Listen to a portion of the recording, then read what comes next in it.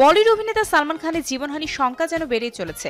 এবার বোমা মেরে অভিনেতার গাড়ি উড়িয়ে দেওয়ার হুমকি, অভিনেতার বাড়িতে হামলা চালাবেন এমন বার্তাও দেন মুম্বাইয়ের ওর্লি পরিবহন বিভাগের দপ্তরে। এরপর থেকে খোঁজ শুরু করে পুলিশ।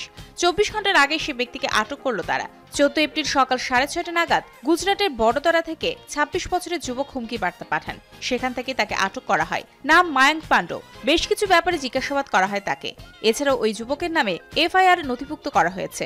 এদিকে সম্প্রতি এক জ্যোতিষী জানিয়েছেন, যতই কড়া নিরাপত্তা বেষ্টনীর মধ্যে থাকুন, চলতি বছরের শেষেই প্রাণ নিয়ে টানাটানি হতে পারে সালমানের। তার মতে, নিরাপত্তা রক্ষী কিংবা গৃহকর্মীরাই ফাঁস করে দিতে পারেন ভাইজানের নিরাপত্তা সংক্রান্ত গোপন তথ্য।